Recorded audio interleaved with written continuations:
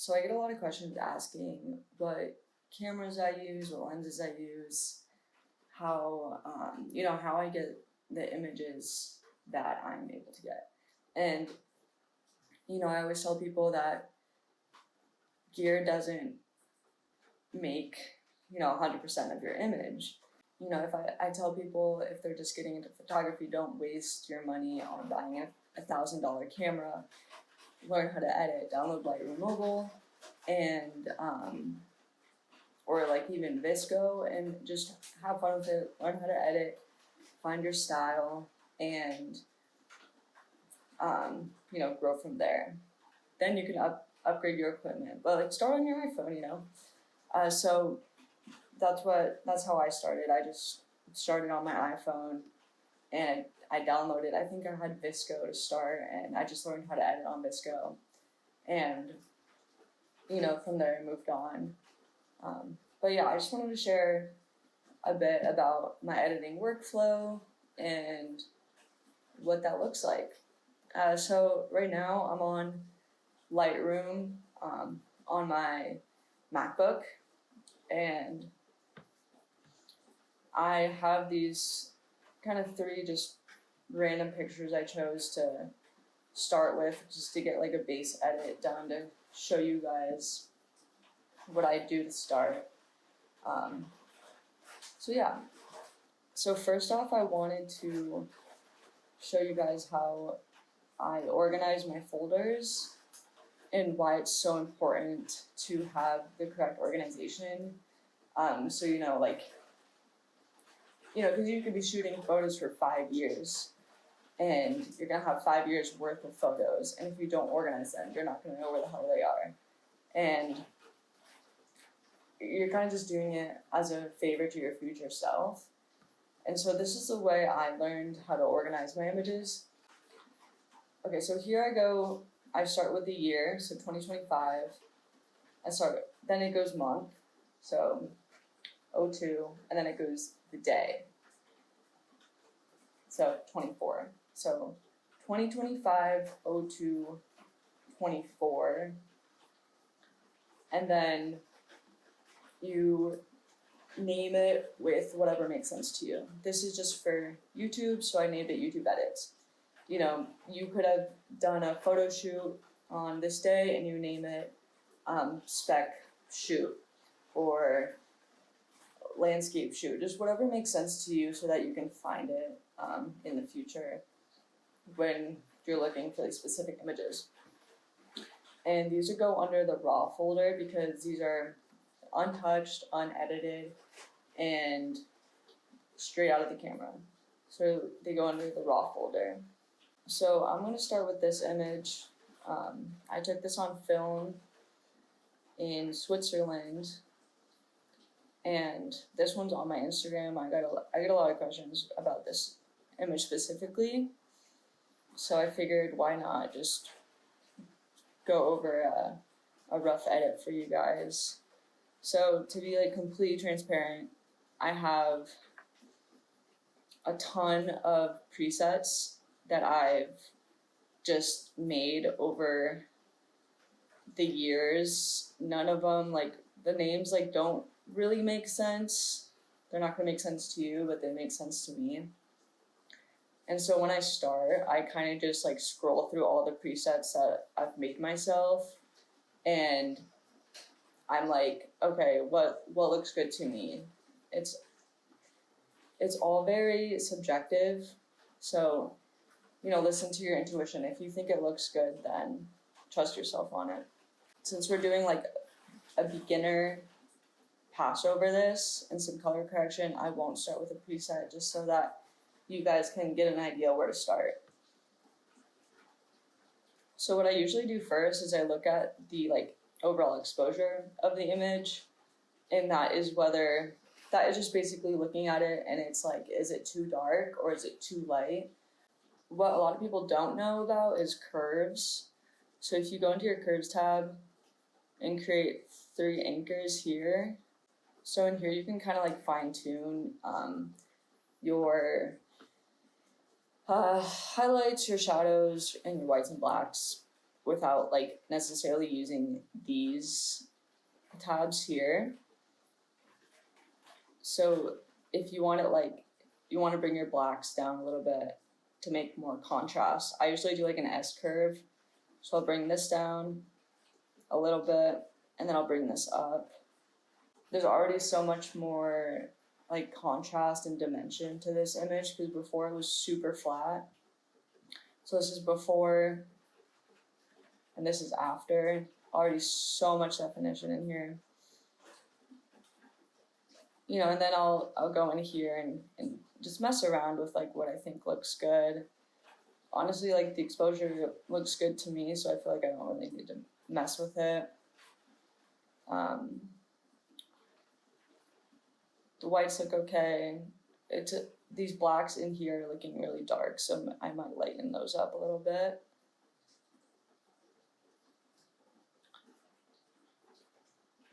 Yeah, 15. That looks fine. So it's looking better already. The white balance, what you can do to get like sort of a base idea of what your white balance should be is take the color, this little color picker, and try to choose an area that's really like a neutral color, like white, and click like the whitest part of your image, and this will auto correct the white balance for you. I honestly liked it how it was before. Like I like how blue it is now, so I'm not really gonna touch that. We can bring up the vibrance a little bit. Another thing that people I feel like don't really know about is color grading. So what I usually do is I'll make the shadows more of like an orange tint, and then I'll make the highlights kind of like a blue because these are opposite on the color wheel, so they work really nicely together. And these are just like micro adjustments that will make a big difference within your edit.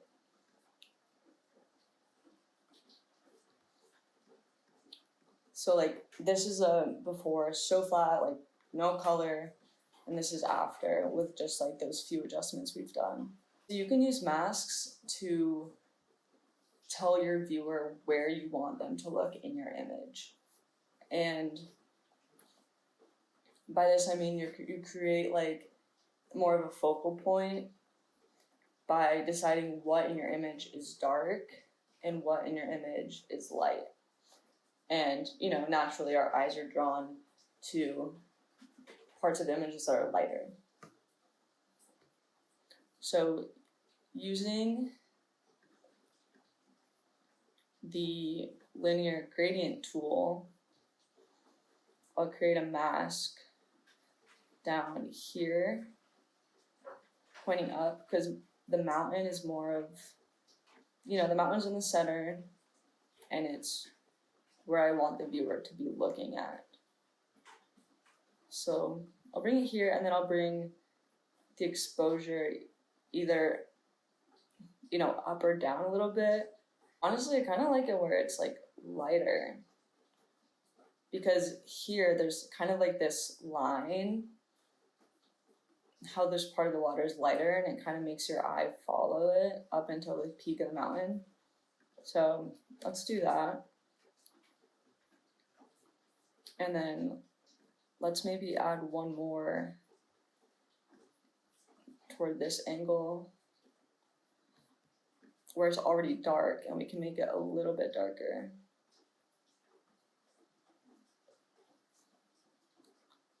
Just a tad bit, so that your eye just like definitely follows here to this mountain. So the mountain itself is not very defined.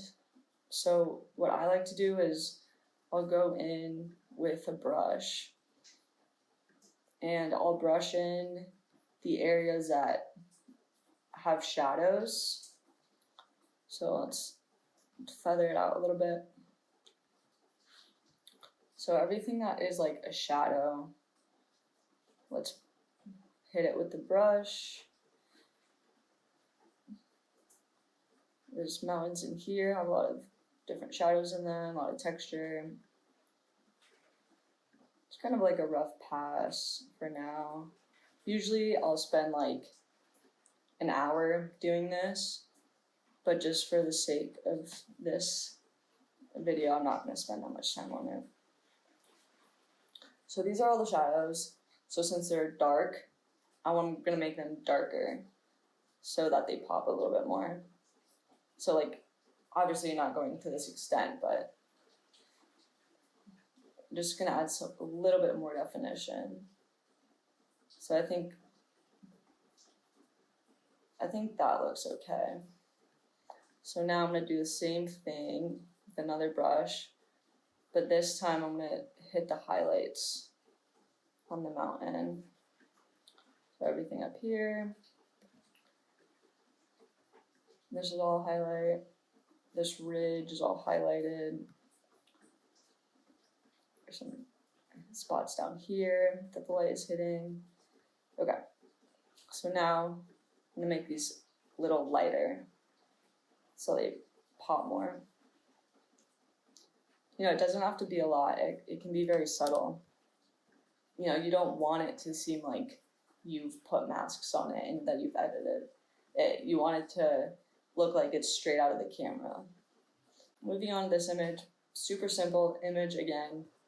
So exposure looking kind of flat, so I'm gonna brighten it up a little bit. Go to my curves, anchor points, do the S again. That brings the blacks a little darker, and my highlights a little brighter so that they pop more. That's already creating a lot of dimension. It looks even a little bit too bright now, so I'm just gonna bring it back down. The highlights are looking really flat to me, like in here. So I'm gonna bring up the highlights so it looks a little bit brighter and not so flat. That's better. Maybe bring up the whites a little bit.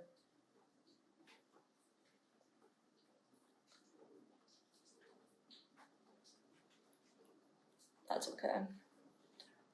So with this one, the glass is looking off center, so I'm gonna go into the crop tool and just center this glass. So it's not off center. And this is completely subjective again, like just whatever you want it to look like. There's not really like a right way or a wrong way. Okay, so I'm back in my editing tab, and I'm gonna go to the color, bring up the vibrance a little bit, and I'm going to do what I did in my last image, shadows. Maybe I'll make them like a little bit more of a red tint this time. More of an orange red, and then I'll come over here and make the highlights a little bit more blue. That looks alright to me. Alright, so this is where we're at now. This was our base image, no edits here. And this is after we've fixed the exposure a little bit and fixed the colors. This image, I feel like it's very textured, like there's a lot going on. This was shot on film, so it makes sense. But I almost don't like how textured it is, so I'm just gonna bring that down a little bit.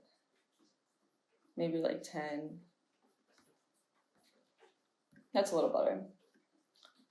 The texture tab you have to be really careful with because it's like if you use too much, like you will be able to tell that something's off, like something doesn't look right. So again, going into the masks tab, I want my glass to be the center of attention. So I'm going to create some linear gradients, And I'm going to make these darker because I want the lightest point of the image to be where people look.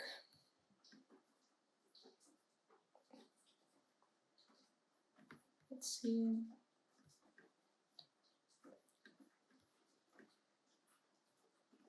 Probably too much there.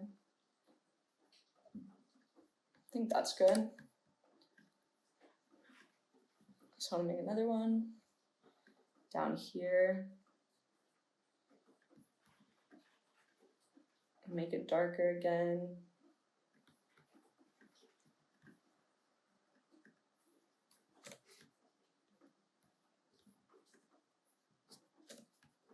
Yeah, I think that works. Then my brush tool, just like in the mountains, like kind of making it pop more. I'm gonna try to do that a little bit, but I think I'm just gonna do an overall pass and just make the whole thing lighter.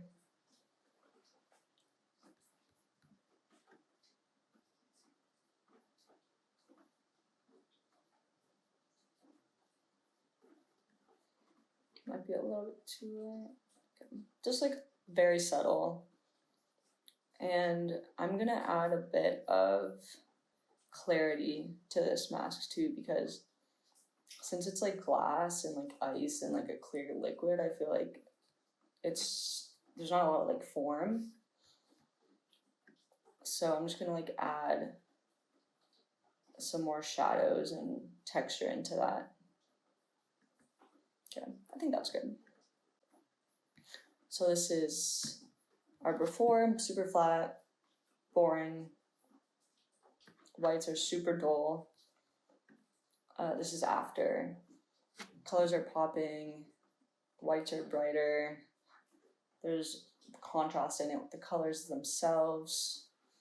And just overall looks a lot better. Already to me, like it looks too dark. So I'm gonna bring up the exposure. And you know, you don't have to bring up the exposure itself right away. A lot of the time you can just mess with the highlights and the whites and the shadows and everything else to like fix the exposure.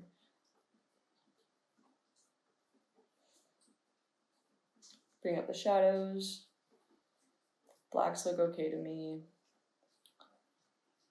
Bring up the whites a little bit, maybe to like 35. That's already looking better, it looks brighter. Go into my curves, do a S curve. And like sometimes like, you know, there's no rules again, like this is all very subjective. So, you know, sometimes I won't even do an S curve. Sometimes I'll just be like, okay, like this is making the image a lot less like contrasty and whatever. But, you know, it's just like whatever you're feeling. Maybe I'll just like kind of leave that in the middle for now. And I'll bring up the highlights a little bit.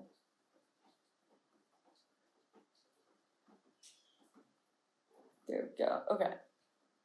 So like rarely, sometimes like I always forget that these exist, like the red and the green. If you create these anchor points again, and it does create a lot of contrast in your image. So like, you know, this is like Western desert vibes. So like if I wanted to feel more warm and orange and just like a little bit more deserty, I guess, I can bring up the reds and now it kind of like gives that feel a little bit more. So I'll do that slightly.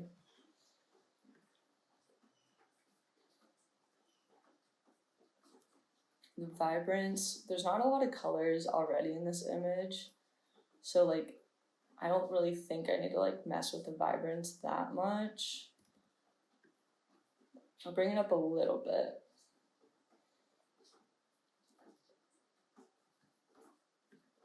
So this was before and after. I always just like switch back and forth to see where I'm at and see if like how it's looking.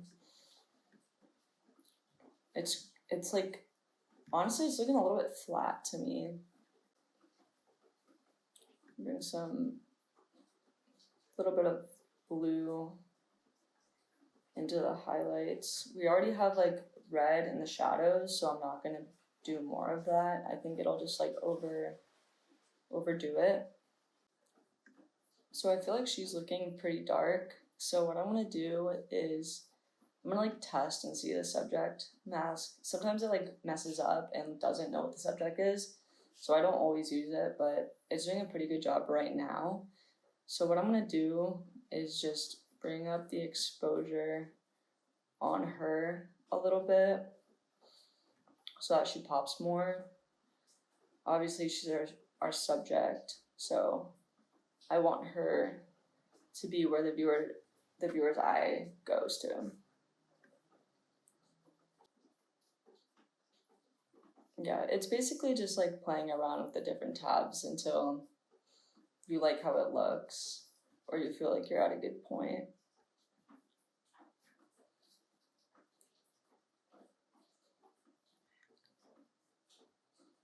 Sometimes with the dehaze, it'll help make your subject pop a little bit because it like I don't know what it does technically, but it like crunches all the colors down and like makes it like pop more, or you can go the opposite way and like make them really like light and faded. So sometimes I'll use a dehaze to make the colors like more contrasty, I guess. Okay, it's looking better. I feel like it's not bright enough still.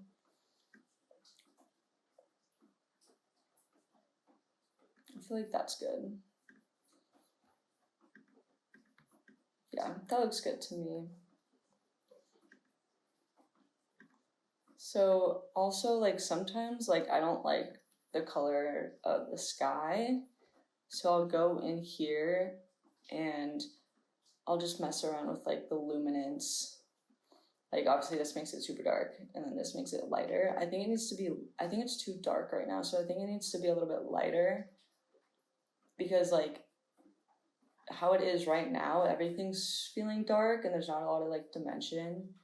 So I'm gonna make the sky lighter because that looks better to me. And I think it helps. It helps like draw your eye like upward a little bit.